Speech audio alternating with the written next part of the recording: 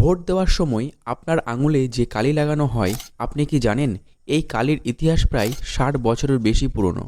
আর সবচেয়ে অবাক করা বিষয় হলো এই আইডিয়াটি প্রথম ভারতে শুরু হয়নি। তাহলে প্রশ্ন হলো, কোথা থেকে এলো এই কালির ব্যবহার, আর কেন আজও এর ব্যবহার এখনও করা হয়? অনেকেই ভাবে এটা শুধু একটা সাধারণ কালি, কিন্তু সত্যিটা হলো এই ছোট্ট দাগের পেছনে আছে একটা আন্তর্জাতিক ইতিহাস, যেটা ছাড়া আজকের আধুনিক ভোট ব্যবস্থা ভাবাই যায় না। এই কালির ব্যবহার শুরু হয় ১৯৬০-এর দশকে, আর এই আইডিয়াটি প্রথম ব্যবহার করা হয়েছিল আফ্রিকার কিছু দেশে, যেখানে ভোটের কারচুপি বন্ধ করার জন্য মানুষের আঙুলে স্থায়ী দাগ দেওয়া শুরু হয়। তারপর ধীরে ধীরে এই পদ্ধতি ছড়িয়ে পড়ে বিশ্বের বিভিন্ন দেশে।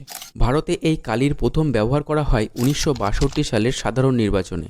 তৎকালীন প্রধানমন্ত্রী ছিলেন জওহরলাল নেহেরু, যেখানে প্রথমবার এই ইনঅডিবল লিঙ্ক ব্যবহার করে ভোট জালিয়াতি কমানোর চেষ্টা করা হয়। আর সেখান থেকেই এটা ভোটের একটা গুরুত্বপূর্ণ অংশ হয়ে দাঁড়ায়। সবচেয়ে ইন্টারেস্টিং ব্যাপার জানেন, আজও এই কালি তৈরি করে একটা নির্দিষ্ট সংস্থা, Mysore Paints and varnish limited, যারা বহু বছর ধরে এই বিশেষ কালি তৈরি করছে। এমনকি এই কালি অন্যান্য দেশেও এক্সপোর্ট করা হয়। কিন্তু এই কালি এতদিন থাকে কেন? কারণ এর মধ্যে থাকে সিলভার নাইট্রেট। এটা আপনার ত্বকের সাথে রিয়্যাক্ট করে আর সূর্যের আলোতে ধীরে ধীরে গাঢ় হয়ে যায়। এর জন্যই এটা সহজে মুছে ফেলা যায় না। এই কালির মূল কাজ এটাই, একজন মানুষ যেন একবারের বেশি ভোট না দিতে পারে।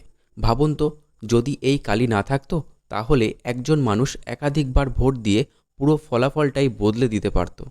আর একটা মজার বিষয় হলো, এটা শুধু আঙুলের চামড়াই নয়, আঙুলের নখেও লাগানো হয়, যার ফলে এটা কিন্তু অনেক দিন ধরে থাকে। মানে এটা শুধু কালি নয়, একটা স্মার্ট সিস্টেম। তাই পরের বার যখন আপনার আঙুলে এই কালি লাগাবে, তখন মনে রাখবেন এটা শুধু একটা দাগ নয়, এটা একটা ইতিহাস, যা ১৯৬০-এর দশক থেকে শুরু হয়েছে, যা আজও আপনার ভোটকে সুরক্ষিত রাখছে। পরবর্তী ভিডিওতে আমরা জানবো ইভিএম মেশিনের সম্বন্ধে। তাই পরবর্তী ভিডিওটা মিস না করতে চাইলে অবশ্যই সাবস্ক্রাইব করে বেল বাটনটি অন করে রাখুন।